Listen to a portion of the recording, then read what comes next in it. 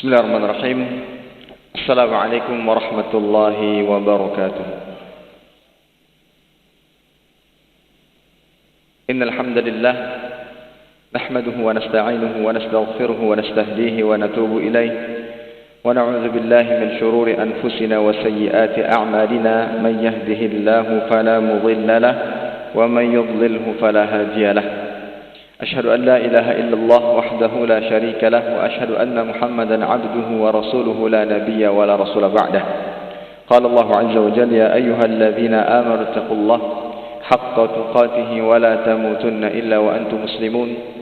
يا أيها الناس اتقوا ربكم الذي خلقكم من نفس واحدة وخلق منها زوجها وبث منهما رجالا كثيرا ونساء واتقوا الله الذي تساءلون به والأرحام إن الله كان عليكم رقيبا. يا أيها الذين آمنوا اتقوا الله وقولوا قولا سديدا يصلح لكم أعمالكم ويغفر لكم ذنوبكم ومن يطع الله ورسوله فقد فاز فوزا عظيما. أما بعد فإن أصدق الحديث كتاب الله وخير الهدي هدي محمد صلى الله عليه وسلم وشر الأمور محدثاتها فإن كل محدثات في الدين بدعة وكل بدعة ضلالة وكل ضلالة في النار عياذا بالله من النار. Para hadirin sekalian, Bapak Ibu, saudara-saudari yang dimuliakan Allah Subhanahu wa taala, alhamdulillah senantiasa kita panjatkan rasa syukur kepada Allah Subhanahu wa taala atas segala limpah nikmat dan karunia yang Allah taala berikan kepada kita. Dan sebagaimana yang kita ketahui, di antara kenikmatan yang amat sangat besar adalah nikmat kemudahan untuk bisa terus menimba ilmu agama, karena sebagaimana yang kita tahu bahwa ini adalah amalan yang sangat mulia yang mudah-mudahan menjadi sebab dimudahkannya jalan kita menuju surga Allah Subhanahu wa taala. Bagi mereka yang diberikan hidayah dan kemudahan untuk menjalankan atau untuk belajar dan menimba ilmu agama, maka hendaknya dia banyak-banyak bersyukur. Dan di antara bentuk rasa syukur adalah dengan istiqamah di dalam belajar dan menimba ilmu agama. Salawat dan salam senantiasa selalu kita haturkan kepada Nabi kita Nabi Muhammad sallallahu alaihi wasallam serta kerabat beliau, para sahabat dan orang-orang yang senantiasa terus-menerus berada di jalannya sampai hari kiamat kelak. Para hadirin sekalian, Bapak Ibu, saudara-saudari, kaum muslimin dan muslimat, semoga Allah Subhanahu wa taala senantiasa merahmati kita semua. Masih dalam kajian kitab hadis Arba'in An-Nawawiyah, dan kita masih dalam pembahasan hadis yang kedua, hadis yang dikenal dengan hadis Jibril alaihi salam. Dan pada pembahasan kali ini kita akan membahas seputar iman kepada malaikat. Iman kepada malaikat. Sebagaimana yang kita telah sampaikan sebelumnya, bahwa di antara pokok keimanan yang wajib diimani oleh setiap hamba, bahkan ini mempengaruhi akidah dan keyakinan dalam dirinya, yang apabila dia ingkari, ini bisa menyebabkan ia kufur, keluar dari Islam, yaitu kewajiban untuk mengimani adanya malaikat, beriman kepada malaikat Allah Subhanahu wa taala. Jadi beriman kepada malaikat itu merupakan salah satu landasan agama Islam, pokok agama Islam. Dan itu adalah inti dari pembahasan akidah al-Islamiyah. Beriman kepada malaikat Allah Subhanahu wa taala. Apa dalil yang mewajibkan setiap hamba untuk beriman kepada malaikat-malaikat Allah Jalla wa Ala? Di antaranya surat An-Nisa ayat 136.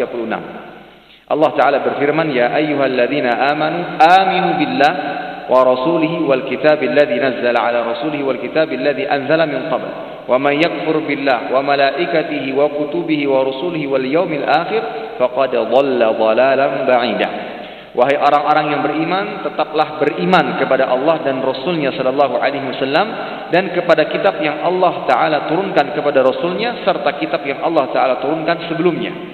Barang siapa yang kafir, barang siapa yang kufur, barang siapa yang mengingkari keimanan kepada Allah, kepada malaikat-malaikatnya, kepada kitab-kitabnya, rasul-rasulnya, hari kemudian atau hari kiamat, maka sesungguhnya ia telah tersesat sejauh-jauhnya. Jadi faham terbalik dari ayat ini bahwa kita diwajibkan untuk beriman. Di antaranya beriman kepada malaikat Allah Subhanahu wa taala. Nah, sekarang beriman kepada malaikat itu mengandung 4 unsur. Dalam arti konsekuensi seorang mengatakan, "Saya beriman kepada malaikat," maka dia harus mengimani 4 hal. Yang pertama, mengimani wujud mereka. Nanti disebutkan beberapa hadis tentang bagaimana sifat-sifat malaikat. Beriman kepada wujud mereka, dan iman kita harus sesuaikan dengan dalil, bukan hanya sekedar cerita katanya. Malaikat-malaikat dinisbatkan kepada wanita. Oh, malaikat-malaikat itu jenis kelaminnya wanita, perempuan. Ada sebagian mengatakan demikian. Maka ini tidak boleh. Kita harus berbicara tentang malaikat berdasarkan dalil. Ini bagian daripada mengimani wujud malaikat. Berbicara tentang malaikat berdasarkan dalil. Kemudian yang kedua, mengimani mereka yang kita kenali nama-namanya dan juga malaikat-malaikat yang tidak kita kenal.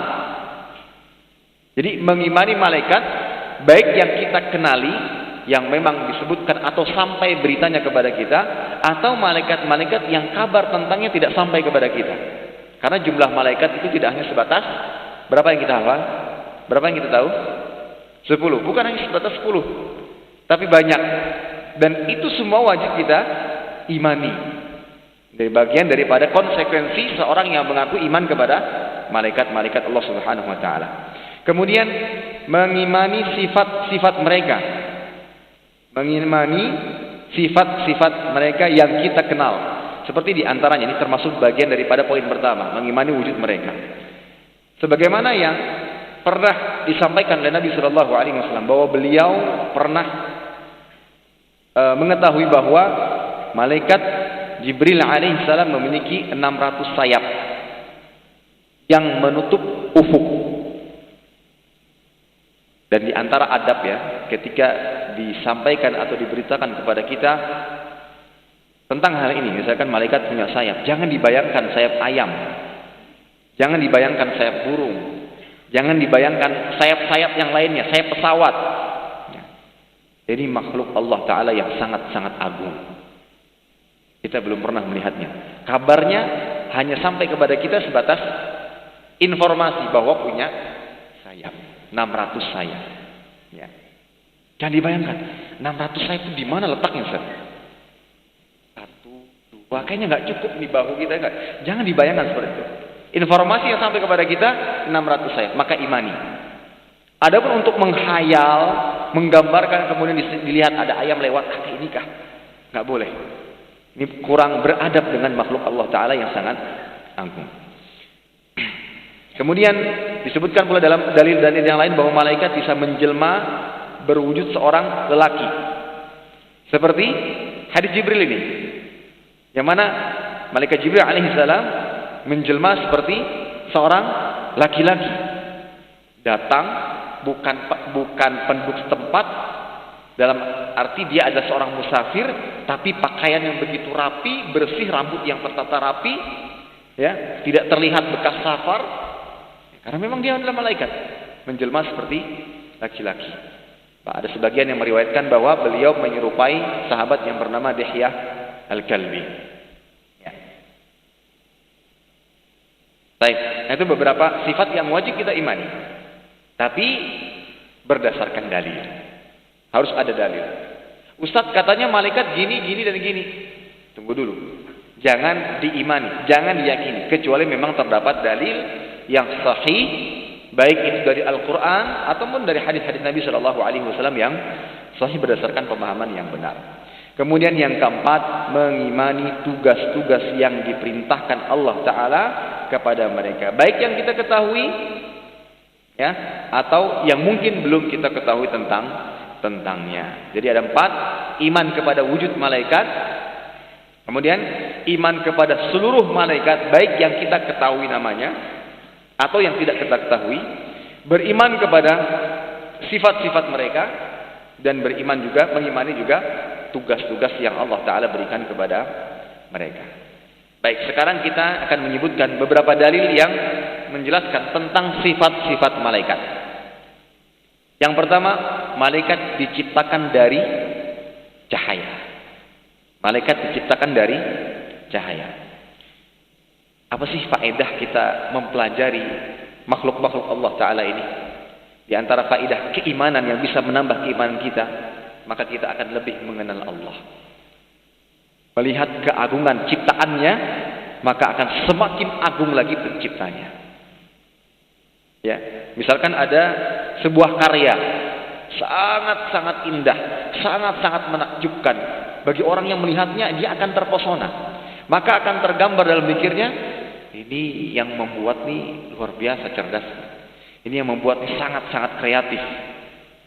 Ini menunjukkan kehebatan atau sesuatu yang diciptakan itu menakjubkan, maka lebih menakjubkan lagi yang menciptakan. Itu kaidahnya. Nah, kita mempelajari ini, mengenal sifat-sifat malaikat, makhluk Allah Ta'ala sangat agung, maka akan tertanam dalam diri kita bahwa Allah Ta'ala maha agung. Allah Ta'ala maha sempurna sifat-sifatnya, nama-nama dan sifat-sifatnya yang mulia. Baik, yang pertama adalah bahwa malaikat diciptakan oleh Allah Subhanahu wa taala dari cahaya. Sebagaimana disebutkan dalam hadis yang diriwayatkan Imam Muslim, Rasulullah sallallahu alaihi wasallam bersabda, "Khuliqatil malaikatu min nur wa khuliqatil jannu min marijin min nar wa khuliqa Adam mimma wusifa lakum." Malaikat diciptakan dari cahaya, jin diciptakan dari api, Adam diciptakan dari apa yang telah ada pada kalian. Yang kita garis bawahi adalah malaikat Allah Ta'ala ciptakan dari cahaya. Kemudian yang kedua, malaikat memiliki sayap. Sekali lagi, jangan dibayangkan. Dan ketika kita atau saya menyampaikan malaikat memiliki sayap, jangan terbesit sayap manapun. Cukup, oh malaikat punya sayap. Jangan terbesit. Entah itu sayap apa, jangan terbesit. Allah Ta'ala berfirman dalam surah Fatir ayat pertama, Alhamdulillahi fawqiris samawati wal ard, ja'ilil malaikati rusulan uli ajnihatin matna wa thulatha wa ruba' yazidu fil khalqi ma yasha innallaha ala kulli syai'in qadir. Segala puji bagi Allah Ta'ala, pencipta langit dan bumi, yang menjadikan malaikat sebagai utusan-utusan untuk mengurus beberapa atau berbagai urusan yang mempunyai sayap, ya. Uli ajnihah, yang memiliki sayap, ya. Masing-masing ada 2 sayap, ada yang memiliki 2 sayap, ada yang 3 sayap, ada yang 4 sayap. Malaikat Jibril berapa? 600 sayap. Allah menambahkan pada ciptaan apa yang dikehendakinya. Kenapa Allah ciptakan malaikat punya sayap? Allah la yus'alu amma yaf'al wa hum yus'alun. Allah itu tidak ditanya tentang apa yang Allah Ta'ala buat. Allah punya kehendak.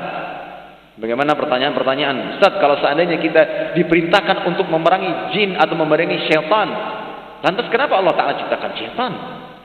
Maka jawabannya adalah Allah tidak ditanya tentang apa yang Allah Ta'ala lakukan. Kita yang akan ditanya kelak. Sama hal dengan ini, kehendak Allah Ta'ala sesuai dengan kehendak Allah Ta'ala. Allah menciptakan malaikat, malaikat memiliki sayap. Kemudian yang ketiga, jumlah malaikat sangat banyak. Tidak hanya sebatas 10 saja yang kita kenal, yang kita hafal nama-namanya, ya. Allah Ta'ala mengatakan dalam surah Mudaththir ayat 31, "Wa ma ya'lamu junuda rabbika illahu." Dan tidak ada yang mengetahui tentang mengetahui tentara Rabbmu, yakni malaikat, melainkan Dia sendiri. Bahkan disebutkan dalam hadis muttafaqun alaih, diriwayatkan Imam Bukhari dan Muslim, bahwa ketika Nabi sallallahu alaihi wasallam melakukan Isra dan Mi'raj, berkata Jibril alaihissalam kepada beliau, "Ini adalah Baitul Ma'mur." Baitul Ma'mur, sebuah tempat. Setiap hari salat di dalamnya 70.000 malaikat, yang jika 70.000 itu keluar, mereka tidak akan kembali lagi. Setiap hari 70.000 malaikat salat di Baitul Ma'mur. Ketika 70.000 keluar, tidak kembali lagi. Berarti menunjukkan jumlah yang sangat banyak. Dan disebutkan dalam Al-Quran bahwa tidak ada yang mengetahui jumlah junud Allah Jalla wa'ala, tentara Allah Ta'ala, yaitu malaikat, melainkan Allah Ta'ala sendiri. Kemudian di antara sifat malaikat yang lainnya bahwa malaikat makhluk yang taat dan tidak pernah berbuat maksiat. Malaikat itu adalah makhluk yang taat dan tidak pernah berbuat maksiat.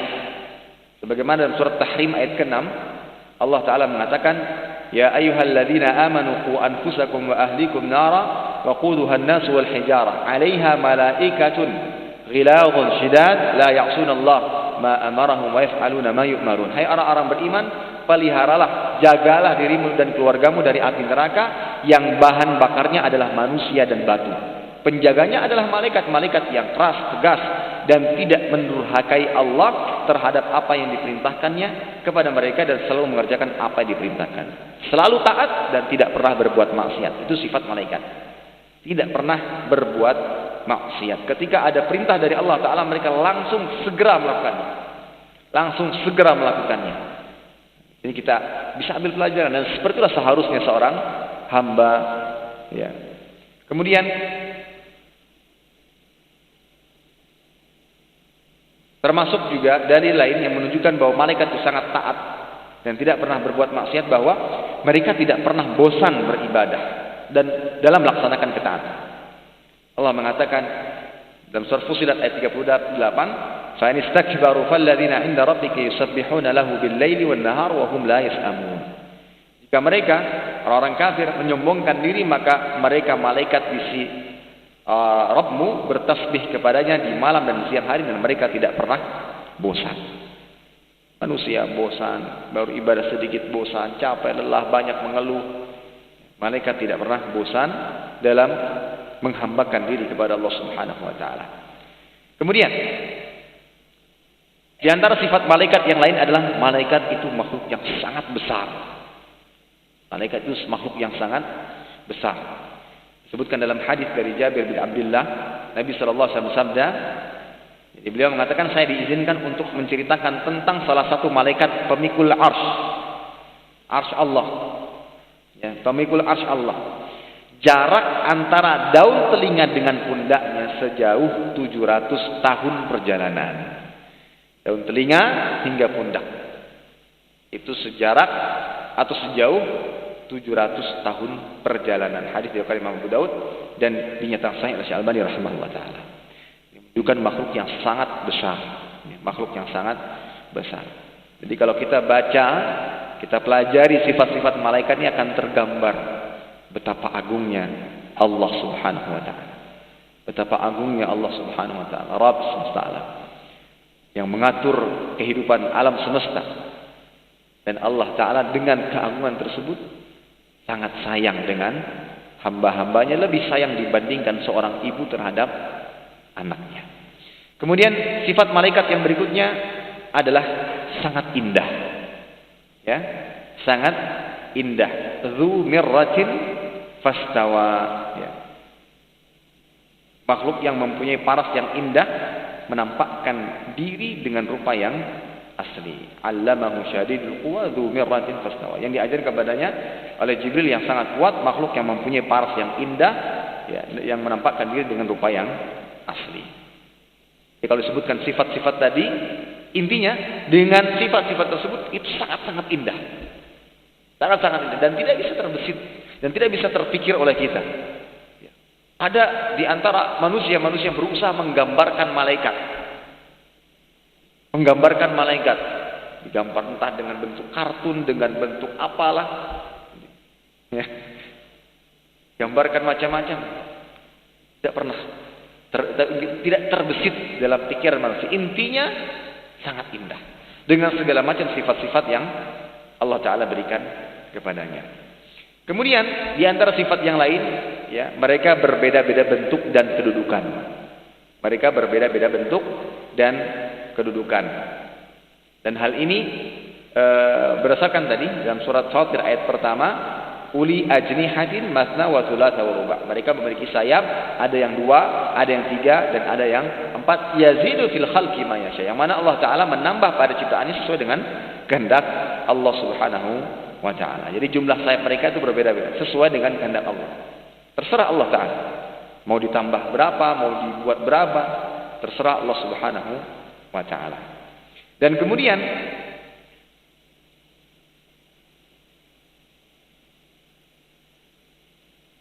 malaikat Allah Ta'ala tidak pria dan tidak wanita. Dibantahan kepada mereka-mereka yang menisbatkan malaikat itu kepada wanita. Seperti yang digambarkan buat kartun. Dan itu yang hati-hati dalam mempertontonkan sesuatu kepada anak-anak, meskipun itu kartun atau yang sekarang anim. Anim itu kartun yang dibuat oleh Jepang ya. Itu ada penanaman akidah di sana. Keyakinan mereka. Mereka ajarkan melalui sesuatu yang disenangi oleh anak-anak, bahkan orang dewasa. Tidak terasa di situ ada penanaman akidah. Ya, ada penanaman akidah. Bahkan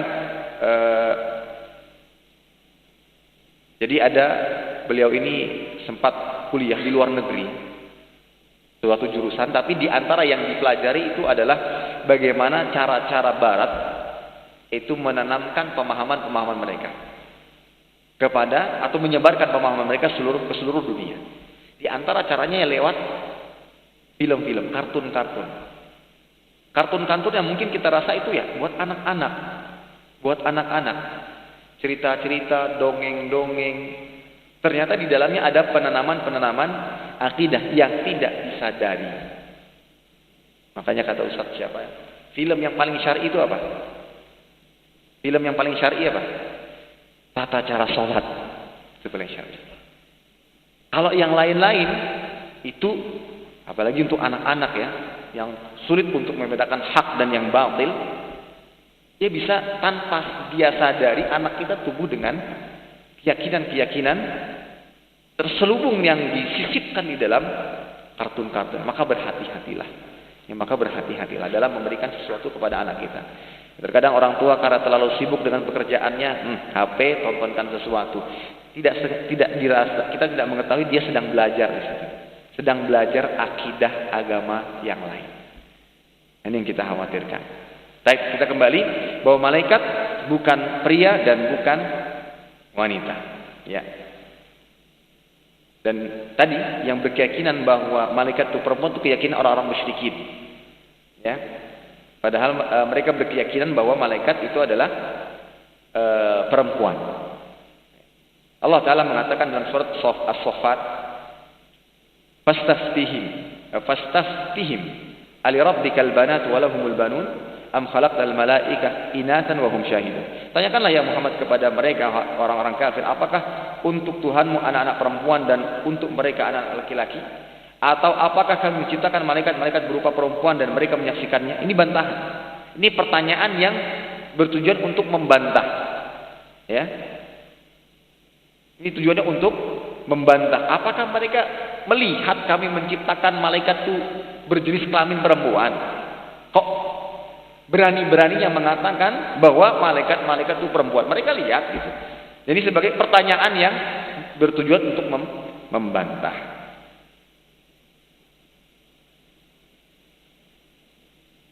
Kemudian di antara sifat malaikat yang lain bahwa malaikat itu tinggalnya di langit. Bagaimana Allah mengatakan tanazzul malaikatu waruhu fiha bi'izni rabbihim min kulli amr. Pada malam itu turun malaikat-malaikat ya, dan malaikat Jibril dengan izin Tuhannya untuk mengatur segala urusan. Allah Ta'ala alam. Itu sifat-sifat yang bisa kita sebutkan. Sekarang kita masuk kepada tugas-tugas malaikat. Ya, tugas-tugas malaikat. Mudah-mudahan diberikan kesempatan. Yang pertama, malaikat Jibril alaihissalam. Jadi kita akan menyebutkan beberapa nama malaikat yang kita ketahui dan menyebutkan tugas-tugasnya. Yang pertama, malaikat Jibril alaihissalam dipercayakan untuk menyampaikan wahyu Allah kepada para nabi dan rasul. Timbul pertanyaan. Setelah wafatnya nabi terakhir, Nabi Muhammad sallallahu alaihi wasallam, habiskah tugasnya? Apakah beliau tidak pernah turun lagi?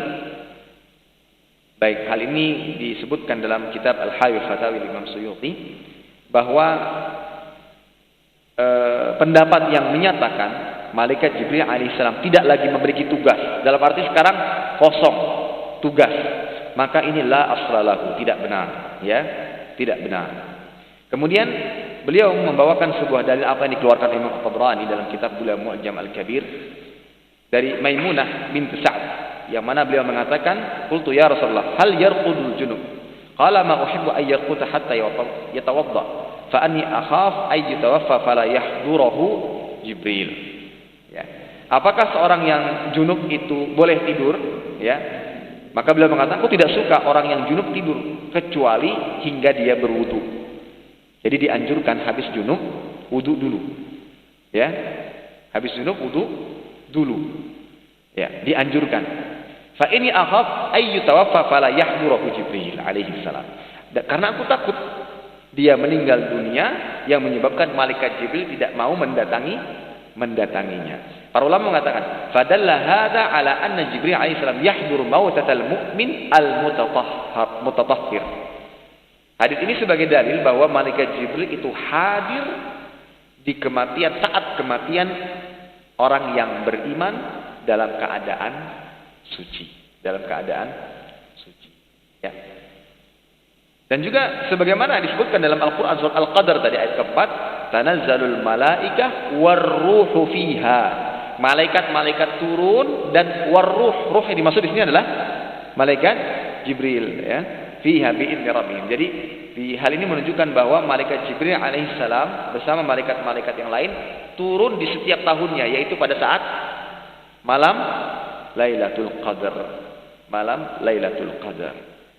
Ya. Nah, itu bantahan kepada yang menyatakan bahwa malaikat Jibril nggak ada tugas lagi. Ya. Allah Ta'ala an-Nusran. Kemudian yang kedua, malaikat Mikail yang diserahi tugas untuk menurunkan hujan dan menumbuhkan tumbuhan. Dari Alqamah bin Marsad dari Abdurrahman bin Sabiq, beliau menyatakan yudabbirul umur arba'atun, Jibril wa Mikail wa Israfil wa malakul maut sallallahu ala nabiyina wa alaihi wasallam. Fa Jibril ala ar-rih wal junud wa Mikail al-qatar wal nabat wa malakul maut yaqbidul arwah wa Israfil yuballighuhum ma yu'maruna bih. Ada malaikat yang mengatur urusan. Malaikat Jibril, malaikat Mikail, Israfil dan malakul maut. Semoga salawat dan salam tercurah kepada Nabi kita dan mereka. Jibril mengatur angin dan pasukan, Mikail mengatur hujan dan tumbuh-tumbuhan. Ya, jadi tugas malaikat Mikail. Syekh bin Baz juga mengatakan Mikail malakun minal malaikah muakkalun bil qatar bil matar wa amma Jibril fa huwa ruhul amin. Malaikat Mikail adalah malaikat yang diperintahkan untuk mengatur hujan, ya, mengatur hujan.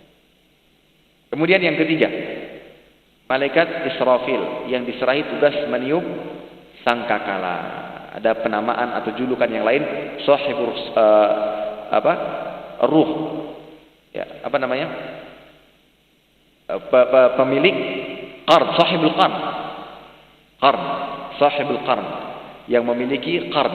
Ya, bisa dikatakan sejenis sangkakala, trompet sangkakala. Ya.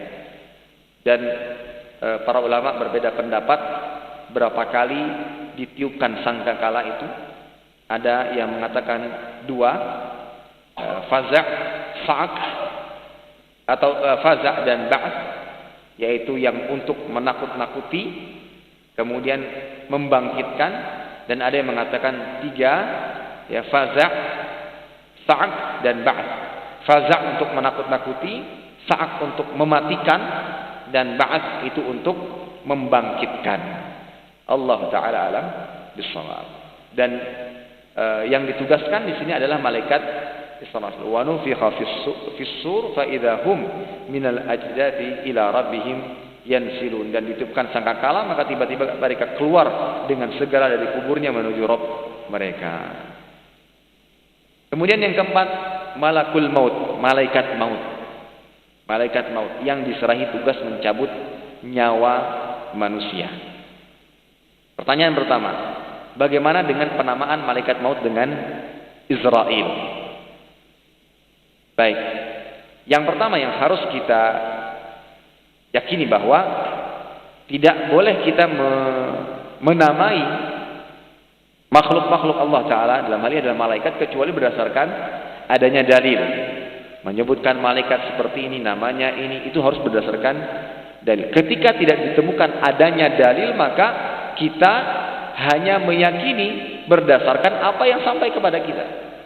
Termasuk diantaranya malaikat maut. Adakah dalil yang menyatakan bahwa namanya Israel? Ya. Dijelaskan oleh Syekh Albani rahimahullah taala dalam kitab beliau Aqidah, dalam catatan kaki Aqidah Thahawiyah. Malakul maut hadza huwa ismu fil Quran. Malakul maut, malaikat maut, itulah penamaan yang terdapat di dalam Al-Qur'an. Wa amma tasmiyatuhu bi Izrail kama huwa sya'i bainan nas fala asla lahu. Wa inna ma huwa minal Israiliyat. Adapun penamaan Israel itu sebagaimana yang tersebar di kalangan manusia, maka ini tidak memiliki landasan dalil. Tetapi dia termasuk cerita-cerita Israiliyat dari kalangan Bani Israel. Jadi cerita-cerita yang tersebar itu disebut dengan Israiliyat, baru tersampaikan kepada kita. Oh, ternyata namanya adalah Israel. Tapi kalau dicari-cari dalil yang mendasari penamaan Israel, tidak ditemukan oleh para ulama. Maka bagaimana selamatnya? Yang selamatnya adalah menamai sesuai dengan apa yang dinamai oleh Allah Ta'ala sebagaimana ditunjukkan di dalam dalil-dalil yang ada. Dalam Al-Quran disebutkan sebagai malakul maut, malaikat maut. Dan disebutkan bahwa malaikat maut ini memiliki asisten-asisten. Bagaimana diterangkan dari riwayat Ibnu Abbas radhiyallahu ta'ala anhuma wa ghairu wahid. Li malakil maut a'wan minal malaikah. Malaikat maut itu memiliki beberapa asisten dari kalangan malaikat. Ya, yukhrijuna ar-ruh minal jasad. Fayaqbidhuha malakul maut idza intaha ila al-hulqum. Jadi malaikat-malaikat asisten-asisten yang lain itulah yang mengeluarkan ruh dari jasad hingga ketika ruh mencapai tenggorokan, malakul mautlah yang mencabutnya. Itu prosesnya. Proses seperti itu. Jadi malaikat-malaikat yang merupakan asisten daripada malakul maut itu yang mengeluarkan ruh dari jasad sampai kepada tenggorokan, malakul mautlah yang mencabutnya. Nah, timbul pertanyaan, manusia kan kalau berdasarkan survei dan mungkin penelitian yang ada, setiap detik ada yang meninggal seluruh dunia ini, betul atau tidak? Yang katanya demikian. Kalau dihitung untuk seluruh dunia itu setiap detik mungkin ada yang meninggal dunia. Sekarang yang ditugaskan malakul maut. Yang karena prosesnya adalah malaikat-malaikat lain mencabut, mengeluarkan ruh dari jasad hingga sampai tenggorokan, baru malakul maut yang mencabutnya. Bagaimana? Ada yang meninggal di sana, ada yang meninggal di sini. Maka ada dua pendekatan yang bisa kita kemukakan. Yang pertama, pendekatan dari perkara-perkara yang gaib yang mana kita tidak mampu untuk menjangkaunya. Sudah, imani. Itu simpelnya. Imani. Kadang otak kita tidak bisa mencapai atau menjangkau perkara-perkara yang gaib. Itu semua adalah mudah bagi Allah Subhanahu wa taala terhadap makhluk-makhluk. Allah Taala sangat mudah menjadikan makhluknya punya kekuatan, punya kemampuan sesuai dengan kehendak Allah Subhanahu wa taala. Di antaranya dalam rangka mencabut nyawa. Ya, dalam rangka mencabut nyawa. Dan ini termasuk perkara-perkara yang gaib yang tidak bisa dinalari dengan logika dan akal. Kalau kita kan berbicara secara logika, contoh saja mau menjenguk orang sakit dari sini ke sana ke sini, itu kan membutuhkan waktu. Baik. Itu pendekatan yang pertama. Adapun pendekatan yang kedua berdasarkan dalil. Ya, berdasarkan dalil. Terdapat riwayat dari Imam Mujahid, "Anna dunya baina yaday malakil maut qattaf baina yaday al-insan ya'khudh min haitsu syaa." Diriwayatkan dari Mujahid dalam tafsir Al-Qurtubi bahwa dunia di hadapan malakul maut itu layaknya sebuah piring di depan seorang manusia, yang mana dia bisa mengambil nasi atau apa saja yang terhidang di atasnya dari arah mana saja yang dia inginkan. Ya. Itu kalau berbicara secara riwayat. Tapi kalaupun tidak mengetahui riwayat ini, maka cukup imani. Tugas kita mengimani malakul maut mencabut nyawa. Nah, kemudian yang kelima, malaikat penjaga surga. Ya, malaikat penjaga surga. Nama dari malaikat penjaga surga yang dikenal hingga saat ini adalah malaikat Ridwan. Namun kata para ulama, penamaan ini juga tidak disebutkan di dalam Al-Quran Al-Karim. Tidak juga disebutkan dalam sunnah-sunnah Nabi Shallallahu Alaihi Wasallam. Akan tapi disebutkan dalam beberapa asar. Ini bukan hadis, riwayat-riwayat, tapi bukan hadis. Tapi asar ini lemah, ya.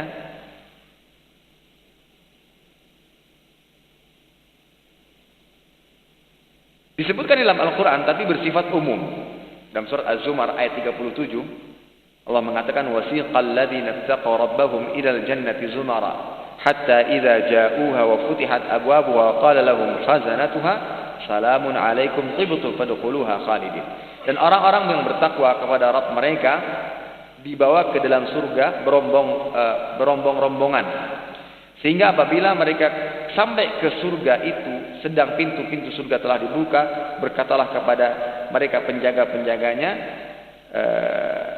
kesejahteraan dilimpahkan atas kalian, berbahagialah kalian, maka masuklah surga ini sedang kamu akan kekal di dalamnya.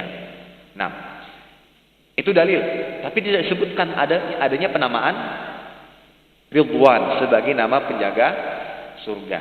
Ada riwayat atau asar, ya, tapi lemah.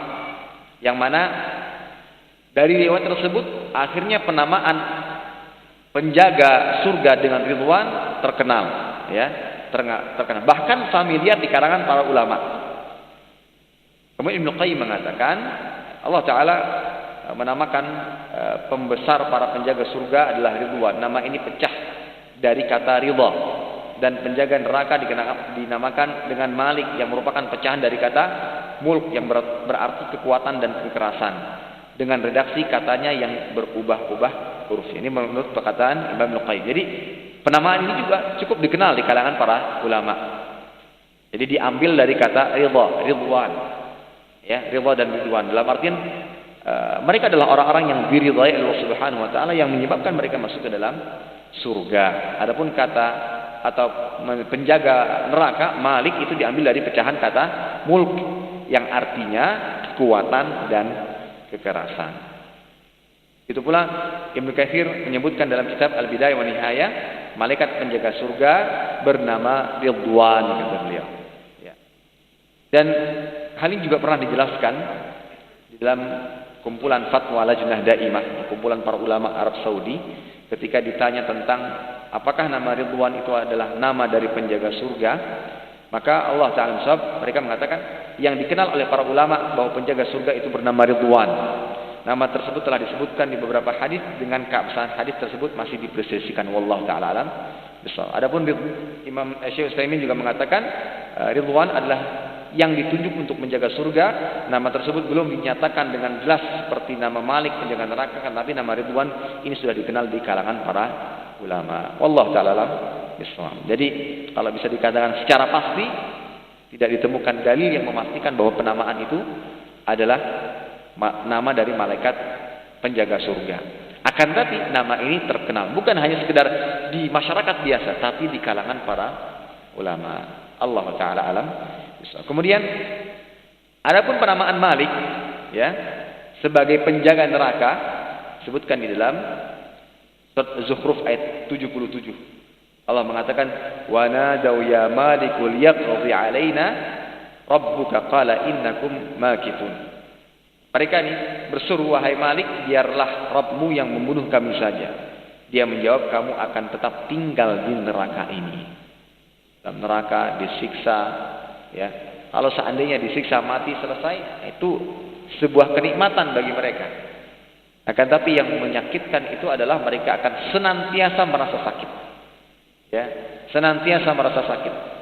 Kulit-kulit terbakar, hangus, dihidupkan kembali, dicelupkan ke dalam air yang mendidih, kemudian diutuhkan kembali, sangat mengerikan.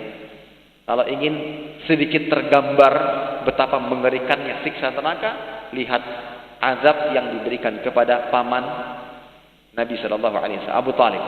Dan itu adalah azab yang paling ringan. Apa azabnya? Ketika dia meletakkan kedua kakinya di atas permukaan neraka yang paling atas, yaghli minhu dimaghu, otaknya mendidih. Bukan betapa mengerikannya azab neraka. Jangan pernah coba-coba. Jangan pernah mengatakan, enggak apa-apa Ustaz mampir ke neraka, bukan, yang penting bertauhid nanti masuk surga. Ini menantang. Ya. Nah, memang ada di antara, berdasarkan dalil-dalil yang ada yang masuk surga dan sebelumnya disiksa, dibersihkan. Jangan pernah mengatakan demikian. Tapi bercita-citalah ingin masuk surga yang tertinggi, surga Firdaus. Idza sa'altumullaha fas'aluhu firdaus. Idza sa'altumullaha al-jannata fas'aluhu firdaus. Ketika kalian ingin meminta surga kepada Allah Ta'ala, minta surga Firdaus. Punya cita-cita yang tertinggi, masuk surga Firdaus. Ingin dikumpulkan bersama para nabi. Ya. Ada sebuah hadis. Seorang sahabat bertanya kepada Nabi sallallahu alaihi wasallam, "Ya Rasulullah, mata sa'ah?" Wahai Rasul sallallahu alaihi wasallam, kapan hari kiamat? Nabi bertanya karena enggak tahu ya, namanya kapan hari kiamat yang mengetahui hanya Allah Taala. Justru Nabi balik bertanya, "Madza a'dadtalah? Apa yang kau siapkan untuk hari kiamat?" Ya, maka beliau mengatakan, "Hubbullah wa rasuluh." Cinta kepada Allah dan Rasulnya sallallahu alaihi wasallam. Maka Nabi mengatakan, "Al-mar'u ma'aman ahab." Atau innaka ma'aman ahbabta. Engkau akan bersama orang yang engkau cintai. Anas bin Malik yang meriwayatkan ini mengatakan, tidak ada sesuatu yang lebih menggembirakan kami sebagai para sahabat setelah keislaman melainkan mendengarkan sabda Nabi sallallahu alaihi wasallam, engkau akan bersama orang-orang yang engkau cintai. Maka beliau mengatakan, aku cinta kepada Rasul sallallahu alaihi wasallam, aku cinta kepada Abu Bakar, aku cinta kepada Umar, dan aku berharap bisa bersama mereka meskipun aku tidak bisa beramal seperti amalnya mereka. Maka kalau bercita-cita masuk surga yang tertinggi, Ustaz amal saya sangat jauh dari Nabi, bercita-citalah yang tertinggi. Wallahu ta'ala alam. Sudah sampai. Demikian kira bisa disampaikan, mudah-mudahan bermanfaat. Kurang lebihnya mohon maaf, mungkin tidak bisa kita selesaikan seluruhnya, mungkin bisa dilanjutkan di pertemuan berikutnya. Kita tutup dengan doa kafaratul majlis. Subhanakallahumma bihamdika asyhadu an la ilaha illa anta astaghfiruka wa atubu ilaik. Assalamualaikum warahmatullahi wabarakatuh.